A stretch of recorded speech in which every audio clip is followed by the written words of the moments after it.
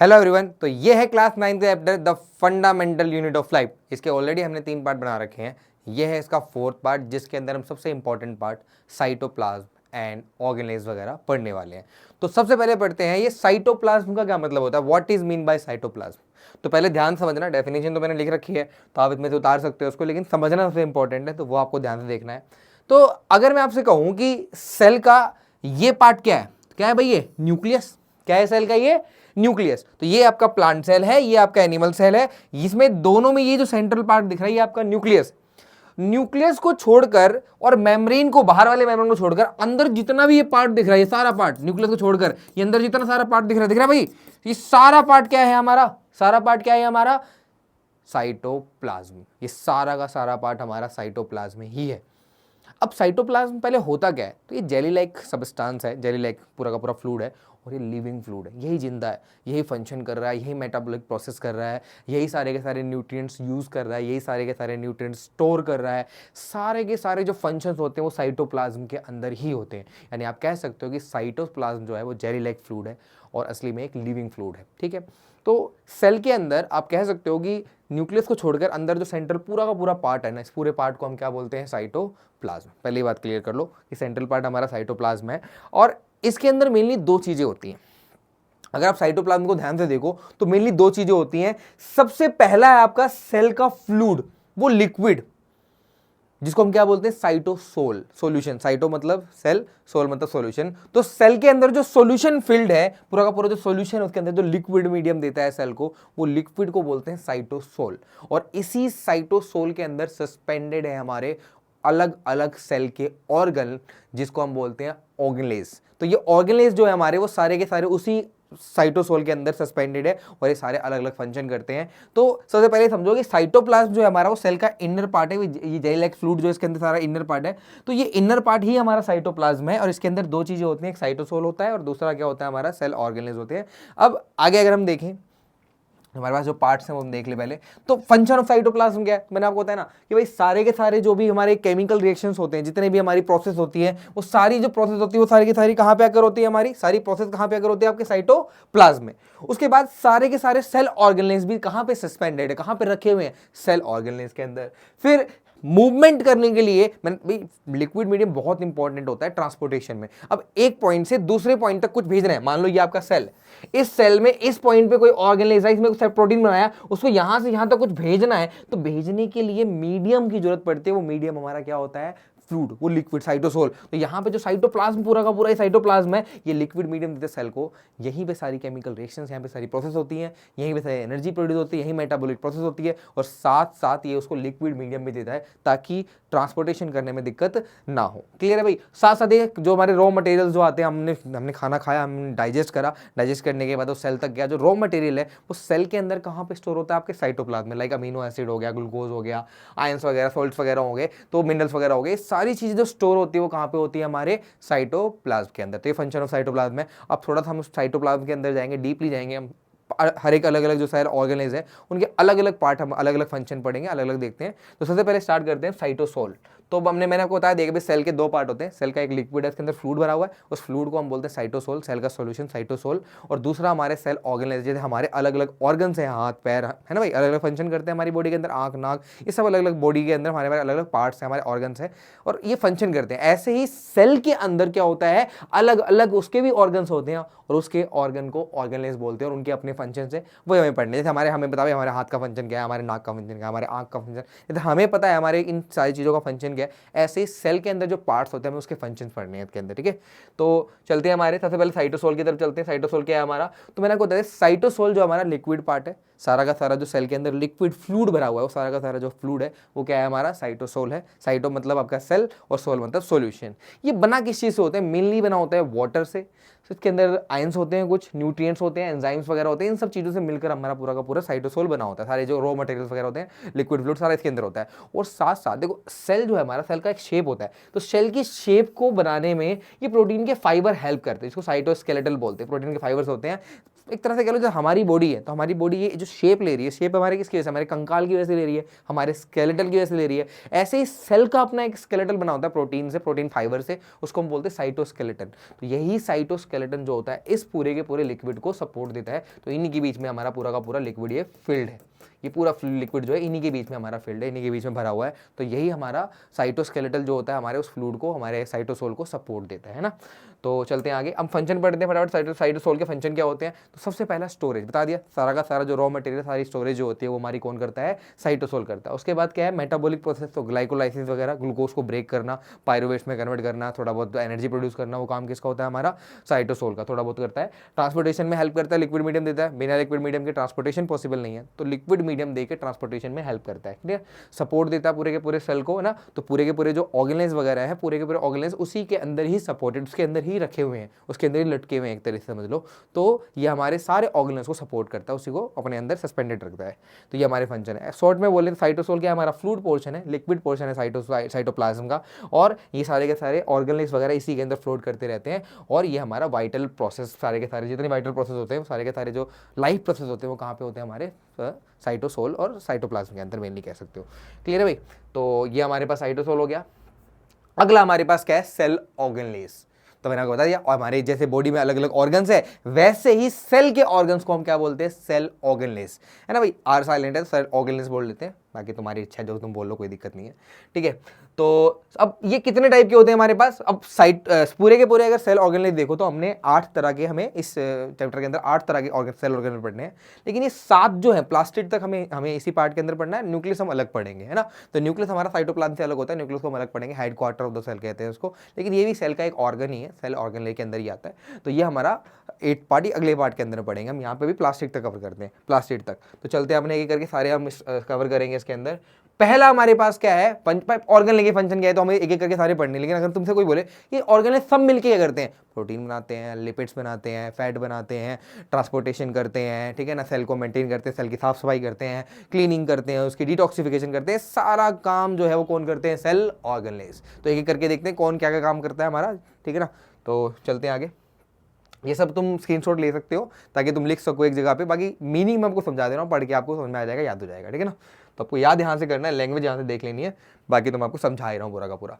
अब endoplasmic reticulum क्या होता है? एंडोप्लाज्मिक रेटिकुलम जो है वो एक तरीके से सबसे पहले समझो कि भाई ये ट्रांसपोर्टिंग चैनल्स है, पाइप बनी हुई है, पतली पतली पाइपें बनी हुई है, इसी के जरिए रास्ता बना हुआ है कि भाई लिपिड आया तो लिपिड इस रास्ते से जाएगा, प्रोटीन आया प्रोटीन इस रास्ते से जाएगा, इस पाइपलाइन से जाएगा। तो ये ट्रांसपोर्टिंग चैनल्स जो होते हैं ना वो एंडोप्लाज्मिक रेटिकुलम होते हैं। और इनका एक और मेन फंक्शन होता है, ये 2 तरह के होते हैं, एक होता है रफ एंडोप्लाज्मिक रेटिकुलम, एक होता है स्मूथ एंडोप्लाज्मिक रेटिकुलम। रफ का रीजन ये है सरफेस रफ होती है, रफ क्यों होती है? क्योंकि इसमें प्रोटीन, वो इसके अंदर राइबोसोम पाया जाता है। तो आप ये अगर ध्यान से देखो तो इसका सरफेस कैसा है? रफ है, टेढ़ा, उबड़ खाबड़ सा है। तो ये उबड़ खाबड़ है क्या? ये जो डॉट्स दिख रहे हैं ना आपको, ये राइबोसोम्स है।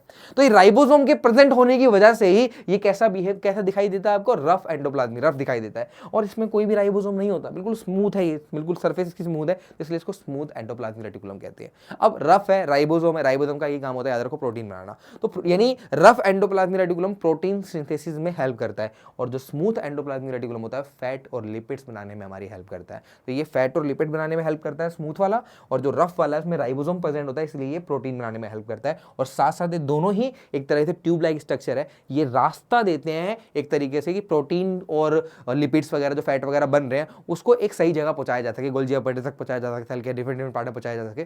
तो उसके लिए जो रास्ता बना हुआ है, ट्रांसपोर्टिंग चैनल बने हुए, वो भी हमारा एंडोप्लाज्मिक रेटिकुलम ही है, ठीक है भाई। तो ये क्लियर हो गया होगा हमारा एंडोप्लाज्मिक रेटिकुलम क्या है हमारा। तो यही आपका पूरा पूरा लिखा हुआ है कि एंडोप्लाज्मिक रेटिकुलम जो ट्रांसपोर्टिंग चैनल की तरह बिहेव करता है, प्रोटीन और लिपिड सिंथेसिस भी करता है, ठीक है। 2 टाइप के होते हैं, रफ और स्मूथ। स्मूथ के अंदर राइबोसोम नहीं होता, रफ के अंदर राइबोसोम पाया जाता है, प्रोटीन बनाने में हेल्प करता है और ये लिपिड्स बनाने में हेल्प करता है। साथ साथ जो आपका स्मूथ एंडोप्लाज्मिक रेटिकुलम है वो डिटॉक्सिफिकेशन भी करता है। जो हमारे सेल के अंदर ड्रग्स वगैरह, कुछ बैक्टीरिया वगैरह जाते हैं जो एक तरह से टॉक्सिसिटी फैलाते हैं, तो टॉक्सिसिटी को कम करने का काम भी कौन करता है? हमारा स्मूथ एंडोप्लाज्मिक रेटिकुलम। ध्यान रखना है कि डिटॉक्सिफिकेशन में भी कौन हेल्प करता है? हमारा स्मूथ एंडोप्लाज्मिक रेटिकुलम। क्लियर है भाई? तो ये हो गया हमारे पास। नेक्स्ट हमारा क्या है अगला, अगर हम आगे चले तो ये फंक्शन एक जगह लिख दे, पूरे एंडोप्लाज्मिक रेटिकुलम के फंक्शन। तो प्रोटीन सिंथेसिस करता है, लिपिड सिंथेसिस करता है, फैट बनाता है, ट्रांसपोर्टिंग करने में हेल्प करता है।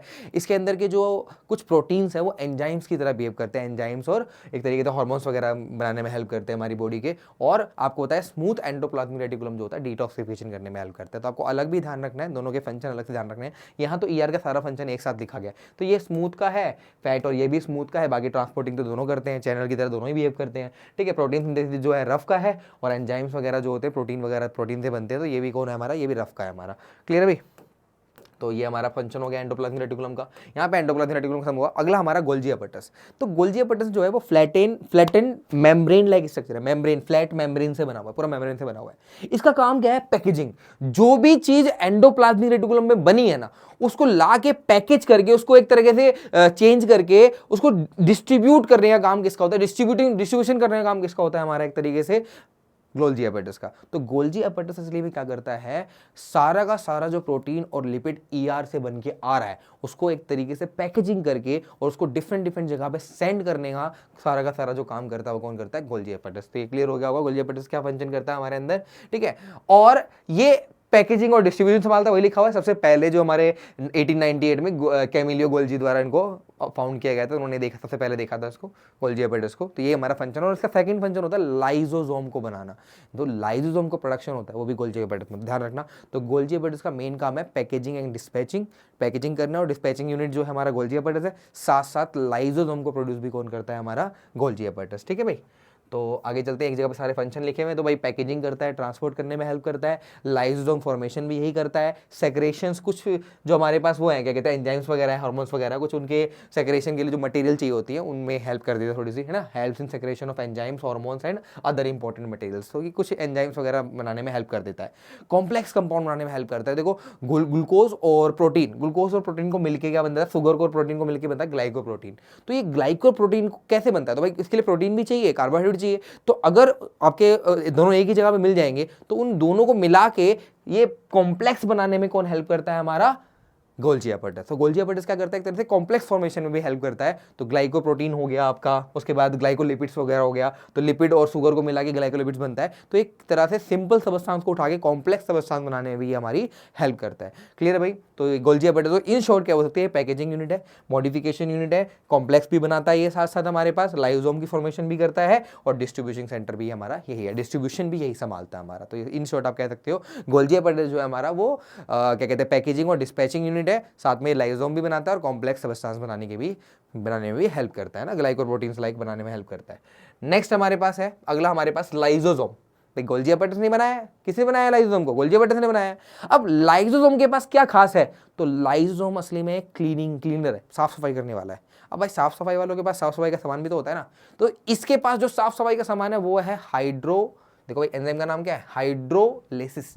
हाइड्रोलिसिस नाम का इनके पास एक एंजाइम है, और इसी एंजाइम के जरिए जो भी वेस्ट बनता है सेल के अंदर उस सारे वेस्ट को खत्म कर देता है ये। जैसे ही कोई वेस्ट आया उस वेस्ट के अंदर हाइड्रोलिसिस डाल दिया इसने, उसको छोटे छोटे टुकड़ों में ब्रेक कर दिया और कहाँ छोड़ दिया, ब्लड स्ट्रीम में, भाई जाओ निकलो यहाँ से बाहर। तो सेल की साफ सफाई करने का जो जिम्मा है वो सारा का सारा लाइसोसोम संभालता है। तो क्लीनर है ये सेल का, सिंपल सी बात है। इसके पास एक एंजाइम है, और जो भी कॉम्प्लेक्स सबस्टांस होता है, जो भी एक तरह का सबस्टांस वेस्ट है सेल के लिए, उसको डिकम्पोज करके, उसको डाइजेस्ट करके, तोड़ के ये क्या करता है, सेल से बाहर निकाल देता है। तो ये इसका मेन फंक्शन है। क्लियर है? और साथ में इसको सुसाइडल बैग क्यों बोलते हैं भाई, सुसाइड क्यों बोल रहे हैं, क्योंकि देखो अगर सेल डेड कर गया और वो वहां पे पड़ा है, उसमें बैक्टीरिया लग रहे हैं, तो ऐसे में क्या होगा, बाकी सेल्स को भी नुकसान पहुंच सकता है। उस सेल को वहां से हटाना, उसको खत्म करना बहुत जरूरी है, उसको हटाना वहां से बहुत जरूरी है। तो उस सेल को पूरी तरीके से खत्म करने में हेल्प कौन करता है, हमारा लाइसोसोम। होता क्या है कि सेल को अगर मतलब बहुत ज्यादा चोट वोट लगी, डैमेज हो गया सेल बहुत ज्यादा, या वो मरने वाला है, तो उससे पहले, उसके मरने से पहले ही लाइसोसोम ब्लास्ट होगा, उसके अंदर से हाइड्रोलिसिस एंजाइम निकलेगा, और ये पूरे के पूरे सेल को ही छोटे छोटे टुकड़ों में ब्रेक कर देगा, डिकम्पोज कर देगा, और ब्लड लाइन में, ब्लड स्ट्रीम में बाहर निकाल देगा, ताकि बाकी सेल्स जो है उनसे इफेक्ट ना हो, बाकी सेल को कोई नुकसान ना पहुंचे। तो सिंपल सी बात ये हुई कि लाइसोसोम जो होता है हमारा, वो असली में क्या करता है, आपके सेल्स को पूरी तरीके से डिकम्पोज करके, खत्म करके, पहले ही, मरने से पहले ही उसके ब्लास्ट कर जाता है, बस कर जाता है और इसके अंदर से एंजाइम निकलता है हाइड्रोलाइसिस, और ये हाइड्रोलाइसिस एंजाइम पूरे के पूरे सेल को डिकम्पोज करके टुकड़ों में तोड़ के ब्लड में छोड़ देता है, और इसी वजह से इसको सुसाइडल बैग भी बोलते हैं। तो क्वेश्चन आया भाई लाइसोसोम को सुसाइडल बैग क्यों बोलते हैं? सिंपल सा जवाब तुम्हें कह देना है कि लाइसोसोम सेल के मरने से पहले ही बाकी सेल को डैमेज ना हो इसलिए वो ब्लास्ट होता है, उसके अंदर से एंजाइम निकलता है हाइड्रोलाइसिस, और ये हाइड्रोलाइसिस एंजाइम क्या करता है, पूरे के पूरे सेल को टुकड़ों में ब्रेक करके और ब्लड स्ट्रीम में छोड़ देता है ताकि बाकी सेल्स को कोई नुकसान ना हो। तो ये हो गया हमारे पास।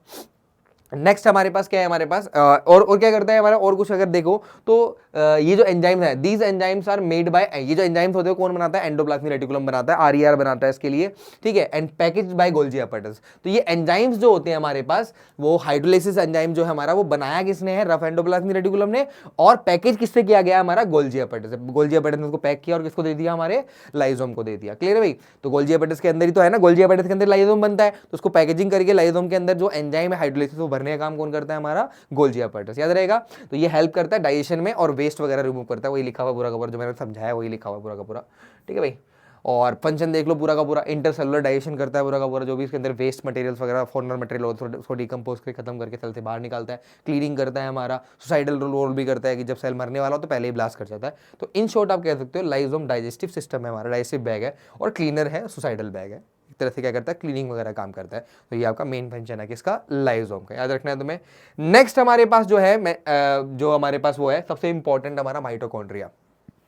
देखो भैया माइटोकॉन्ड्रिया इंपॉर्टेंट क्यों है, क्योंकि माइटोकॉन्ड्रिया जो है power house of the cell है। जो भी हमारी बॉडी के अंदर जब मैं बोल रहा हूँ ये एनर्जी कहाँ से आई, पावर हाउस से, तो ये माइटोकॉन्ड्रिया ने जनरेट करी है। तो पूरी जो एनर्जी प्रोडक्शन होता है, पूरा जो एक लाइफ का जो एक जीवन के लिए जो एनर्जी की जरूरत पड़ती है वो सारी की सारी कहाँ प्रोड्यूस होती है, माइटोकॉन्ड्रिया के अंदर। माइटोकॉन्ड्रिया डबल मेम्ब्रेन स्ट्रक्चर होता है, डबल मेम्ब्रेन होता है, और खास बात क्या है इसकी कि इसके अंदर इसका खुद का डीएनए और खुद का राइबोसोम होता है। खुद का डीएनए है इसका, अपना खुद का डीएनए, रेप्लिकेशन करने के लिए, अपनी संख्या बढ़ाने के लिए किसी से पूछने की जरूरत नहीं है इसको, ये खुद अपना ही प्रोटीन रेप्लिकेट कर लेता है, खुद अपने ही डीएनए से खुद अपना ही प्रोटीन बना के खुद अपने आप को रेप्लिकेट करता है, अपनी संख्या को बढ़ा लेता है। ये इसमें सबसे खास बात है। ये सिर्फ दो ही हमारे ऑर्गेनेल जिनके पास ये ताकत है, एक प्लास्टिड है और एक ये, दोनों ही डबल मेम्ब्रेन होती है, दो मेम्ब्रेन होती है इनके अंदर, दोनों के अंदर खुद का राइबोसोम और खुद का क्या होता है इनका, खुद का राइन है इनका, खुद के अंदर अपना ही राइबोसोम है, अपना सेपरेट राइबोसोम है और अपना खुद का डीएनए है, और वो राइबोसोम उसी डीएनए के हिसाब से प्रोटीन बनाता है ताकि आपका जो माइटोकॉन्ड्रिया है और जो आपका प्लास्टिड है वो अपने आप को रेप्लिकेट कर सके, अपने आप को अपनी संख्या बढ़ा सके, तो वो काम करने में हेल्प करता है। माइटोकॉन्ड्रिया जो है हमारे पास वो एटीपी की फॉर्म में, जिसके अंदर जो एनर्जी स्टोर होती है वो एटीपी की फॉर्म होती है, एडिनोसिन ट्राइफॉस्फेट लिखा हुआ, तो ऐसे कर ले। तो अगर मैं एडीपी बोलूं, एडीपी से एटीपी बनता है, तो एडीपी जो होता है तो बोलते हैं एडिनोसिन डाइफॉस्फेट, ट्राई की जगह लिख देंगे डाइफॉस्फेट लिख देंगे यहाँ पे, ठीक है। तो होता क्या है कि एडीपी के अंदर जब ग्लूकोज को तोड़ता है वो जो आपका माइटोकॉन्ड्रिया, वो ग्लूकोज को ब्रेक करता है, तो ग्लूकोज को ब्रेक करने से एनर्जी निकलती है, उस एनर्जी को वो डाल देता है एडीपी में, फॉस्फोरस के साथ रिएक्शन करता है, और यहां पे एडीपी में एनर्जी डालने पर और फॉस्फोरस डालने पर क्या बन जाता है हमारा एटीपी, एडिनोसिन ट्राइफॉस्फेट, फॉस्फोरस और ऑक्सीजन वगैरह। तो कहने का मतलब ये हुआ कि जो आपका एडीपी है वो आपका डिस्चार्ज बैटरी है, अभी उसके अंदर एनर्जी नहीं है, उस एडीपी के अंदर एनर्जी डाल के उसको एटीपी में कन्वर्ट कर देता है, और एटीपी आपका एनर्जी सोर्स है, वो मेन है, उसके अंदर एनर्जी स्टोर है, जहां पे एनर्जी की जरूरत होगी वहां पे वो एटीपी को भेज देगा, क्योंकि भाई एनर्जी को स्टोर तो करना पड़ेगा ना। स्टोर करने के लिए क्या चीज है, हमारे हम कह सकते हैं हमारी बॉडी के अंदर एनर्जी का जो करेंसी है, एनर्जी जो स्टोर होती है वो एटीपी की फॉर्म में स्टोर होती है। तो एटीपी ही हमारा मेन फॉर्मेट है हमारी एनर्जी का, और वही हमारी बॉडी के अंदर डिफरेंट जगह पे एटीपी के रूप में एनर्जी ट्रांसमिट होती है, जाती है, तरह स्टोर भी होती है और मूव भी उसी फॉर्म में करती है। क्लियर हो गया हमारा? तो अगर हम देखे जानते हैं, रिचर्ड ऑल्टमैन ने सबसे पहले इसको डिस्कवर किया था, सबसे पहले देखा था 1890 में, ठीक है भाई।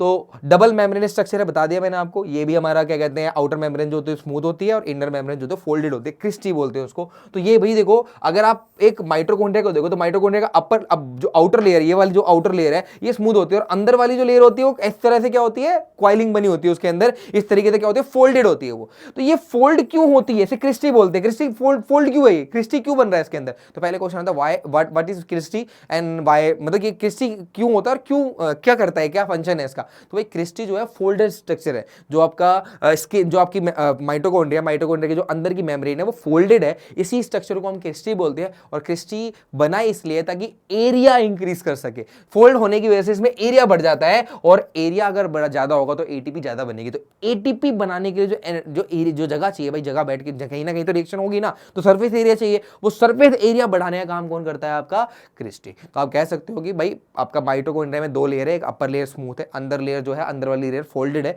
और इसी फोल्डेड लेयर को क्रिस्टी बोलते हैं। और ये फोल्ड क्यों होती है? ताकि एरिया बढ़ा सके, किसका? एटीपी फॉर्मेशन का। एनर्जी फॉर्मेशन के लिए जो एरिया चाहिए, सरफेस चाहिए, उस सरफेस को बढ़ाने का ये काम करता है हमारा। तो ये ध्यान रखना है। इसका खुद का डीएनए होता है, खुद का राइबोसोम होता है, ठीक है। इसके अंदर मैट्रिक्स फ्लूइड भरा होता है, मतलब फ्लूइड होता है, इसके अंदर एंजाइम्स, राइबोसोम्स वगैरह, माइटोकॉन्ड्रिया वगैरह सब इसी के अंदर पाए जाते हैं। और ये अपने आप को खुद ही रेप्लिकेट कर सकता है, क्योंकि इसका खुद का डीएनए और खुद का क्या होता है? आपका राइबोसोम्स। तो वही लिखा हुआ पूरा का पूरा सारा सेम टू सेम वही है। आपको ध्यान रखना है कि माइटोकॉन्ड्रिया पावर हाउस है, एटीपी के फॉर्म में एनर्जी स्टोर करता है, एडीपी के अंदर एनर्जी डालता है, उसी से एटीपी बनती है। और एटीपी हमारी चार्ज यूनिट्स है। हमारी बॉडी के अंदर एनर्जी की जो करेंसी होती है वो एटीपी होती है। डबल मेम्ब्रेन होती है, बाहर वाली मेम्ब्रेन स्मूथ होती है, अंदर वाली मेम्ब्रेन फोल्डेड होती है, इसको क्रिस्टी बोलते हैं। फोल्ड इसलिए होती है क्योंकि उससे एरिया बढ़ जाता है हमारा, एटीपी जल्दी नहीं बन पाती है। तो एरिया बढ़ाने के लिए हमारी क्रिस्टी बनी होती है। उसके अंदर खुद का डीएनए, खुद का राइबोसोम होता है, वही सारा लिखा हुआ है। ध्यान से तुम्हें पढ़ लेना और लिख लेना, इंपॉर्टेंट है भाई। आपको हर एक पॉइंट कहीं से भी क्वेश्चन आ सकता है, ध्यान रखना तुम्हें इसका, ठीक है भाई। आगे चले हम। तो भाई अगर फंक्शन ऑफ माइटोकॉन्ड्रिया की बात करें तो एनर्जी प्रोडक्शन का काम करता है, एटीपी की फॉर्म एनर्जी बनाता है ये। साथ में स्टोरेज, एनर्जी की जो स्टोरेज होती है वो भी कहाँ पे होती है हमारी, यानी इस एनर्जी को बनाना, उसको स्टोर करना, दोनों काम कौन करता है? हमारा माइटोकॉन्ड्रिया। सब मेटाबॉलिक रोल भी करता है, ये हेल्प करता है metabolism of carbohydrate, fatty acid. हमारी बॉडी के अंदर मेटाबॉलिज्म कैसे होगी, कार्बोहाइड्रेट कितना होगा, फैटी एसिड कितना होगा, उसकी मेटाबॉलिज्म में भी कौन हेल्प करता है? हमारा माइटोकॉन्ड्रिया। और खुद अपने आप को रेप्लिकेट कर सकता है, खुद अपनी संख्या बढ़ा सकता है, क्योंकि इसका खुद का डीएनए, खुद का प्रोटीन है। इसी वजह से खुद का डीएनए, खुद का राइबोसोम है, इसी वजह से खुद ही क्या कर सकता है? ये रेप्लिकेट कर सकता है, ये इसकी प्रॉपर्टी है। तो mitochondria power house of the cell है, एटीपी प्रोड्यूस करता है, एनर्जी स्टोर करता है, और ये मेटाबॉलिज्म में भी हेल्प करता है, किसके? कार्बोहाइड्रेट और फैटी एसिड के। तो ये हमारा क्लियर हो गया होगा तुम्हें माइटोकॉन्ड्रिया क्या है। यही आपका स्ट्रक्चर दिख रहा है ना, ये जो फोल्डेड स्ट्रक्चर दिख रहा है, ये फोल्डेड स्ट्रक्चर, ये इसका क्रिस्टी है, यही आपका एरिया है। ये एरिया बढ़ाने में हेल्प कर रहा था कि यहाँ पे एटीपी बन सके, क्या बन सके? एटीपी। तो पूरे एरिया में कहीं पे भी एटीपी बन सकता है आराम से। तो फोल्डेड स्ट्रक्चर एटीपी बनाने के लिए सरफेस एरिया को बढ़ा देता है, बस ये तुम्हें ध्यान रखना है, ठीक है। नेक्स्ट हमारे पास क्या है? अगला प्लास्टिड। तो ये भी सेम वैसे भी माइटोकॉन्ड्रिया, ये प्लांट सेल के अंदर पाया जाता है, तुम्हें पता ही है, एनिमल सेल के अंदर पाया नहीं जाता। माइटोकॉन्ड्रिया जैसे डबल मेम्ब्रेन है, तो ये भी डबल मेम्ब्रेन है। माइटोकॉन्ड्रिया का खुद का डीएनए है, खुद का राइबोसोम है। प्लास्टिड का भी खुद का डीएनए, खुद का राइबोसोम है। क्वेश्चन आता है भाई 2 ऑर्गन का नाम बताओ जिसका खुद का डीएनए होता है, खुद का राइबोसोम होता है। तो प्लास्टिड और माइटोकॉन्ड्रिया याद रखना है तुम्हें, ठीक है भाई। तो ये भी ओन डीएनए होता है, ये भी रेप्लिकेट खुद कर सकता है हमारा। 3 टाइप होते हैं इसके। सबसे पहला है क्लोरोप्लास्ट, क्रोमोप्लास्ट और ल्यूकोप्लास्ट। जो क्लोरोप्लास्ट है उसमें क्लोरोफिल पाया जाता है। क्लोरोफिल यानी पता है आपको, जो फोटोसिंथेसिस करने में हेल्प करता है, वो सनलाइट को एब्जॉर्ब करता है और फोटोसिंथेसिस करने में हेल्प करता है। तो फोटोसिंथेसिस में हेल्प कौन करता है? हमारा क्लोरोप्लास्ट। उसके बाद क्रोमोप्लास्ट। क्लोरोप्लास्ट क्लियर हो गया, क्लोरोफिल होता है, जिसकी वजह से क्या होता है? हमारा photo, kitchen of the cell है हमारा, वहीं से सारी की सारी एनर्जी बनती है, फूड बनती है। फूड प्रोडक्शन करने का काम किसका होता है? क्लोरोप्लास्ट का।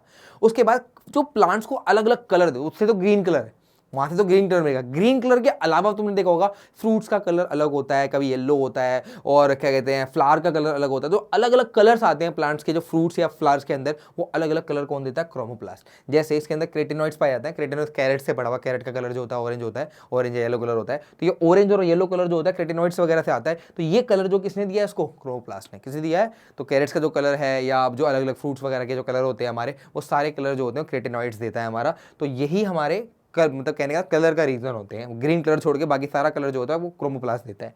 और फूड को स्टोर जो होता है, फूड को स्टोरेज जो होती है, वो किस फॉर्म में होती है? ल्यूकोप्लास्ट में। तो ल्यूकोप्लास्ट फूड की स्टोरेज करने में हेल्प करता है। जैसे अमाइलोप्लास्ट जो है, अमाइलोप्लास्ट के अंदर कार्बोहाइड्रेट का स्टोरेज, तो कार्बोहाइड्रेट का स्टोरेज ये संभाल लेता है। फिर प्रोटीन का स्टोरेज कौन संभालता है? हमारा प्रोटीनोप्लास्ट कह लो या एरोप्लास्ट, ये प्रोटीन को स्टोर करने में हेल्प करता है। और ओलियोप्लास्ट कह लो, तो ओलियोप्लास्ट क्या है हमारा? वो फैट या फैटी एसिड वगैरह को स्टोर करने में हेल्प करता है। तो ये हमारा पूरा का पूरा स्टोरेज में हेल्प करता है। तो आप कह सकते हो chloroplast kitchen of the cell है, एनर्जी मतलब क्या कहते हैं, फूड बनाने में हेल्प करता है। क्रोमोप्लास्ट कलर देता है, और ल्यूकोप्लास्ट स्टोरेज करता है, स्टोरेज करता है फूड की। भाई कार्बोहाइड्रेट भी स्टोर करता है, प्रोटीन भी स्टोर करता है, फैट भी, फैटी एसिड भी स्टोर करता है हमारा। क्लियर है? फैट वगैरह भी स्टोर करता है।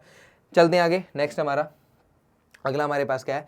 Type of plastid. तो बता दिया मैंने आपको, पूरे सारे फंक्शन लिखवा दिए मैंने आपको, ये वही लिखे हुए हैं। क्रोमोप्लास्ट का फंक्शन क्या है, ल्यूकोप्लास्ट का फंक्शन क्या है, क्लोरोप्लास्ट का फंक्शन क्या है, वही सारा का सारा लिखा हुआ जो मैं आपको बताया। तो आपको यहीं से पढ़ लेना, लिख लेना, स्क्रीनशॉट ले लो, अच्छे से लिख लो, और ये आपको पॉइंट टू पॉइंट याद करने हैं भाई, क्योंकि मैंने आपको इसलिए पॉइंट टू पॉइंट दे रखे हैं। प्लास्टिड शॉर्ट में क्या बोल सकते हो? तो वो फूड को प्रोड्यूसर करता है, स्टोरेज भी करता है। तो क्लोरोप्लास्ट प्लास्टिड का एक पार्ट है क्लोरोप्लास्ट, तो फूड प्रोड्यूस करने में हेल्प करता है। ल्यूकोप्लास्ट जो है वो क्या करता है? फूड स्टोर करता है, व्हाइट कलर का होता है। और क्रोमोप्लास्ट जो होता है वो कलर देता है प्लांट को अलग अलग, लाइक रेड, ऑरेंज और येलो कलर जो होता है वो हमारा किससे मिलता है? क्रोमोप्लास्ट से, ठीक है भाई। तो ये फंक्शन ऑफ हमारा ल्यूको हो गया प्लास्टिड। अगला हमारे पास है राइबोसोम। राइबोसोम क्या है? तो भाई ये नॉन मेम्ब्रेन है, मेम्ब्रेन ही नहीं होती उसके ऊपर, बिना मेम्ब्रेन का ऑर्गन ले है, और ये प्रोकैरियोटिक और यूकैरियोटिक दोनों के अंदर पाया जाता है। प्रोटीन की जरूरत सबको होती है, तो इसी वजह से क्या होता है कि प्रोकैरियोटिक और यूकैरियोटिक दोनों सेल्स के अंदर जो ऑर्गन लेवल दोनों में पाया ही जाएगा, वो क्या है हमारा राइबोसोम। राइबोसोम दोनों में पाया जाता है हमारा, ये ध्यान रखना है तुम्हें, ठीक है। ये क्या है हमारा, मेनली प्रोटीन बनाने में हेल्प करता है। एंडोप्लाज्मिक रेटिकुलम के ऊपर भी प्रोटीन बना रहा है, सेल के अंदर भी ऐसे घूम रहा प्रोटीन बना रहा था, प्रोटीन बनाने में हेल्प करता है। और यही प्रोटीन जो होते हैं आगे चल के एंजाइम्स और क्या कहते हैं हार्मोन्स वगैरह बनाने में हेल्प करते हैं, वो तुम्हें पता ही है, वो सारा का सारा लिखा हुआ है। तो ये ER से भी एसोसिएटेड रहते हैं और कुछ अलग भी घूम रहे होते हैं। ये इनका मेन फंक्शन ये है, प्रोटीन सिंथेसिस करता है, और कोई इसमें कोई अलग से वो नहीं है, ठीक है भाई। तो ये इसका फंक्शन है। स्पेशल पॉइंट्स क्या ध्यान रखने हैं भाई, इसका मेम्ब्रेन नहीं होता, ठीक है। ये लिपिड्स और फैट कंटेन नहीं करता, फिर लिपिड और फैट नहीं होता, सिर्फ प्रोटीन होता है इसके पास, ठीक है। और ये प्रोकैरियोटिक और यूकैरियोटिक दोनों के अंदर पाया जाता है। तो वही हमारा लिखा है राइबोसोम क्या होता है, नॉन मेम्ब्रेन होता है, और साथ में क्या होता है इसके अंदर प्रोटीन ही सिंथेसिस करता है, प्रोटीन बनाने में हेल्प करता है, क्लियर है। इस तरीके का RNA पाया जाता है इसके अंदर, और RNA से क्या होता है प्रोटीन, RNA के अंदर ही हमारे ये कोडॉन्स होते हैं, इसी से प्रोटीन बनाने की इंफॉर्मेशन इसके अंदर रखी होती है।